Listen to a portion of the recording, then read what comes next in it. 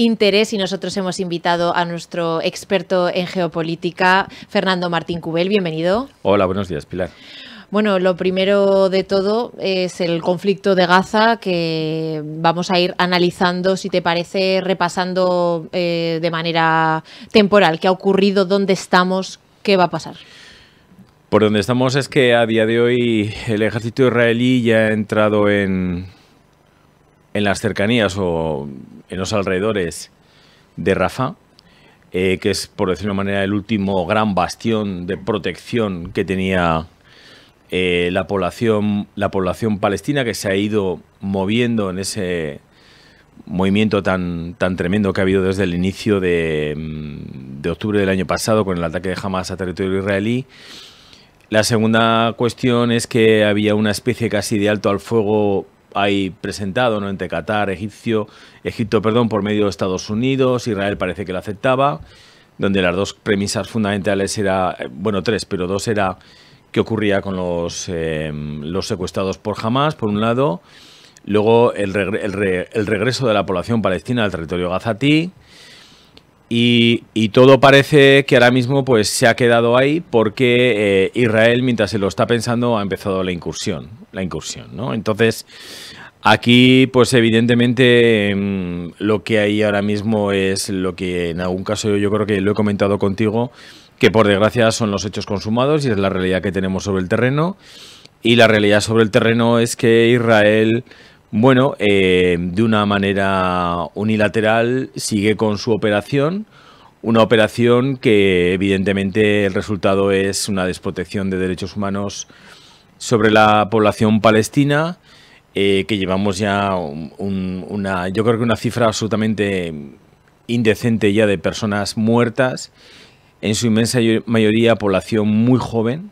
Yo ya no digo las edades porque es que es doloroso ya señalarlo.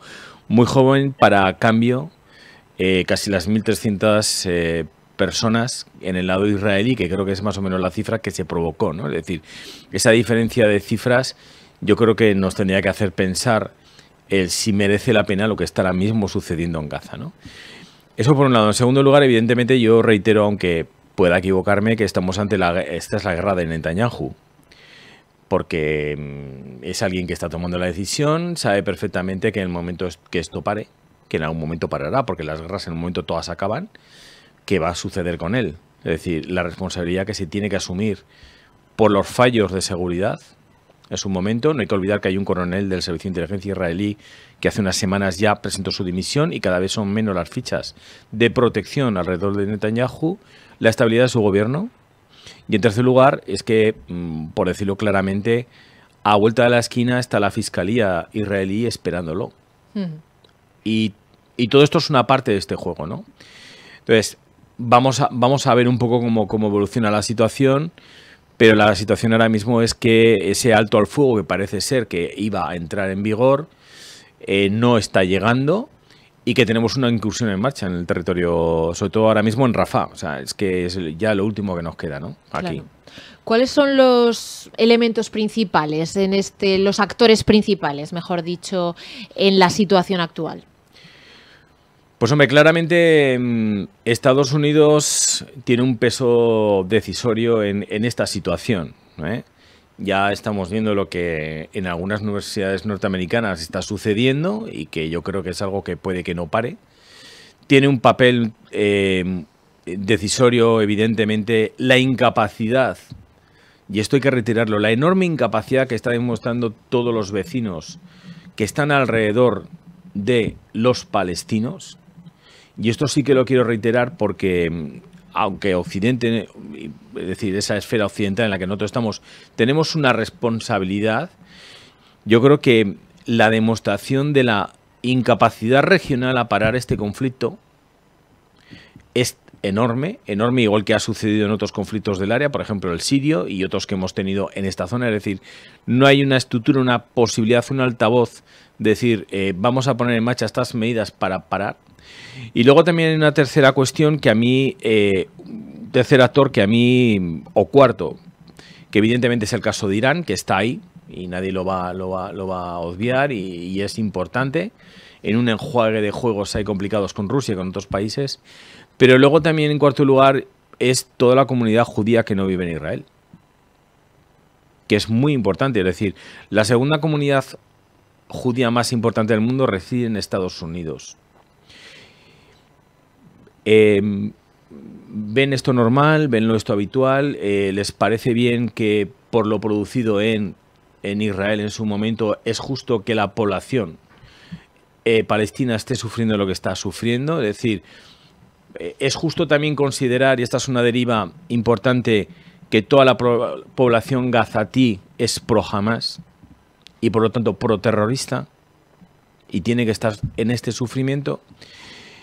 Hay muchas variables, ¿no? Y luego está la variable iraní, que está ahí, que jugó en su momento muy fuerte, que ahora mismo, bueno, no quiere que salte por los aires como otros actores el status quo establecido, en el cual sale muy favorecido en el ámbito regional y mantiene un papel, bueno, importante, pero no tan potente ahora mismo como el que creíamos hasta hace unas semanas, ¿no?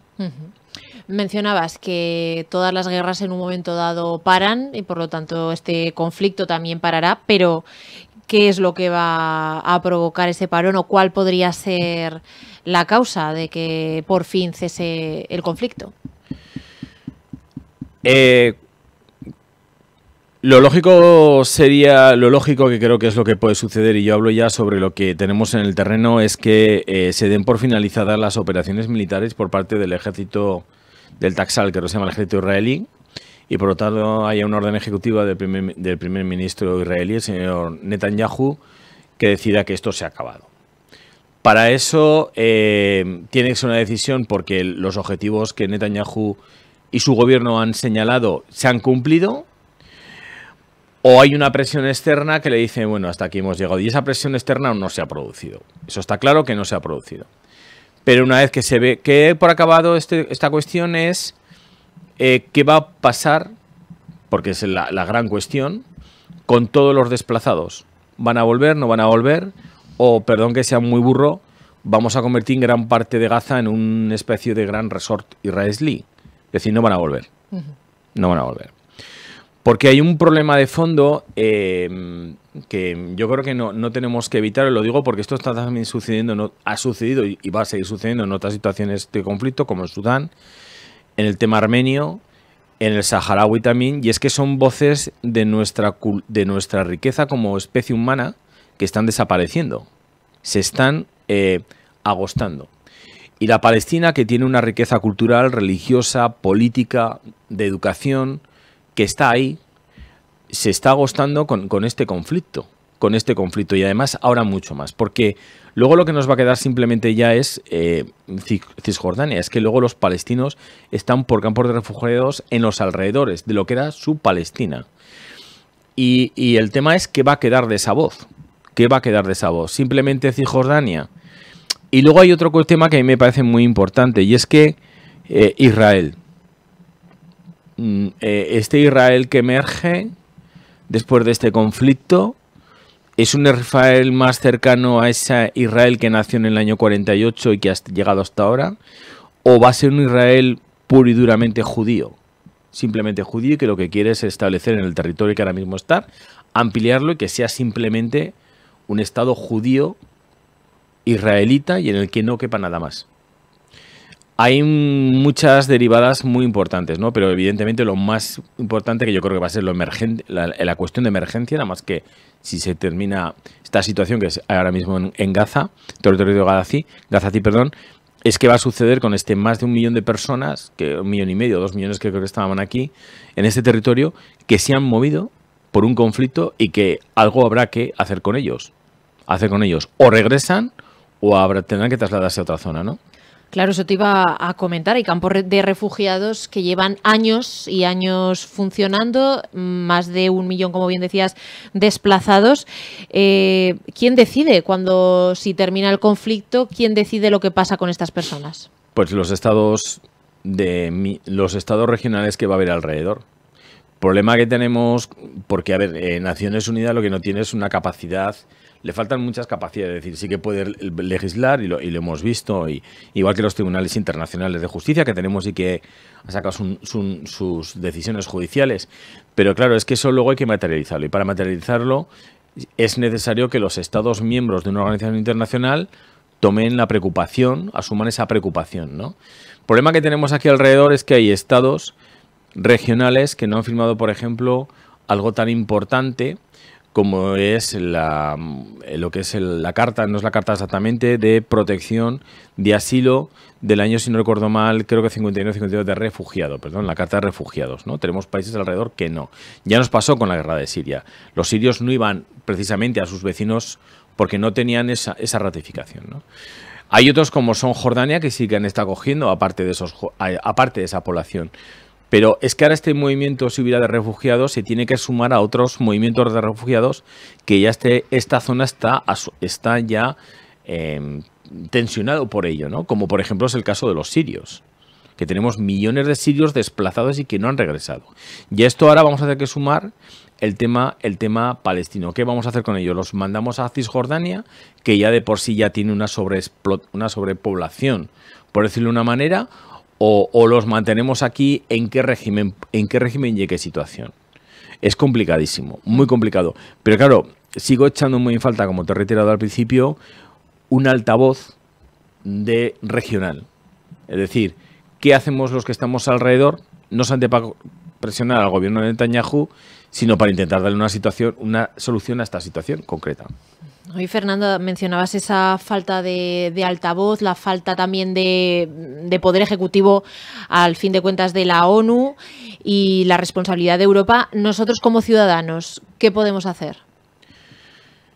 Nosotros, como ciudadanos, yo creo que la presión a nuestros gobiernos de diferente manera y forma creo que es importantísimo. En segundo lugar, sigue siendo para mí clave el que entendamos los ciudadanos lo que es la cuestión de la protección de derechos humanos, que yo creo que no termina de tener muy claro. Y una derivada que aún me parece aún más importante, y es que aquí no solamente es un altavoz ahora mismo, evidentemente, de la emergencia palestina, sino que yo creo que las protestas tenían que ir dirigidas a que fueran unas protestas o un altavoz por parte de los ciudadanos pro-palestino israelí. Porque yo estoy no solamente muy preocupado por lo que está pasando con Palestina, sino también lo que yo estoy muy preocupado es con la deriva que está llevando por sí la realidad israelí. Es decir, cuando tú te acercas, ves que parte de esa población, gran parte de esa población israelí, está a favor de lo que está pasando en Gaza. Y eso tiene una deriva y es el apoyo masivo, gran apoyo, perdón, que hay al gobierno Netanyahu, junto a todas las protestas que hay porque regresen sus ciudadanos que están secuestrados y en manos de Hamas. Pero los ciudadanos tenemos que tener muy claro la situación que allí se está viviendo y sobre todo también, aunque a lo mejor no podemos hacer mucho más de lo que podemos hacer, tomar conciencia de que esta no es solamente la única realidad que ahora mismo hay en el mundo, de, como algunos llaman genocidio, como algunos llaman ataque a la protección de derechos humanos en una situación de conflicto, que no es la única y que está ahí muy viva. Brevemente, había otro tema que queríamos tratar contigo, que es la visita de China a la Unión Europea. Cuéntanos. Rápidamente, yo creo que tres cosas muy rápidas. Una primera, hay una cuestión ya evidentemente de enfrentamiento comercial, ¿vale? ¿Qué pasa con los automóviles chinos eléctricos que son mucho más baratos? Por poner, ¿qué pasa con los acuerdos de Airbus en China? Porque claro, nos estamos jugando, por ejemplo, casi vender más de 5 o 6 mil millones de aviones en China. Es un melón muy importante. Una segunda cuestión, parece ser que la Unión Europea está intentando presionar a esta China, Xi Jinping, para que presione a Rusia sobre el tema de Ucrania y otras cuestiones. Y luego yo creo que hay una tercera clave que no lo estoy escuchando muy mucho, pero que sí que me parece muy importante, y es que en esa guerra comercial que hay y estratégica y de poder entre China y Estados Unidos en el mundo, es dónde nos posicionamos nosotros, dónde vamos a estar, ¿vale? Porque en el tema comercial, pues sí, ahora pues el líder chino va a estar en Hungría, va a estar también en Serbia, con Francia, sí, bueno, los acuerdos comerciales ya sabemos los que hay. Es verdad que China tiene una presencia ahora muy importante en ciertas infraestructuras europeas que están ahí relanzándose porque Rusia se ha retirado y China es la que está llevando a cabo las inversiones. Pero la gran clave de fondo es ¿Cómo nos posicionamos una vez que haya regresado el líder, el mandatario chino a China, en ese enfrentamiento estratégico de poder global entre unos y otros? Y donde realmente Unión Europea, con su agenda, que evidentemente yo siempre reitero que Unión Europea no está al nivel que están China y Estados Unidos en muchas cuestiones, en otras sí, ¿dónde vamos a estar, ¿no? Es decir, en el tema de Ucrania, en el tema de medioambiental, en el tema de protección de derechos humanos, otra serie de cuestiones. Es decir, por ejemplo, China, con el tema de Hong Kong y también con el tema de Taiwán, sabemos que lleva a cabo un proceso, una represión con periodistas, ¿no? Todo este tema, todas estas cuestiones están en la agenda, en la mesa a la hora de negociar con China. Es decir, cómo nos posicionamos realmente en esta realidad, que es la que realmente a mí me importa, porque es dónde puede estar la Unión Europea, ¿no? Pues Fernando Martín Cubel, experto en geopolítica y miembro del Sindicato de Investigación para la Paz, muchas gracias por habernos acompañado hoy y habernos ayudado a desgranar un poquito todas estas cuestiones. Como mencionabas, son asuntos muy complejos, son muchos aspectos los que se tienen que poner sobre la mesa para darnos esa visión global de qué es lo que pasa y hacia dónde podemos ir. Muchas gracias. Gracias a vosotros.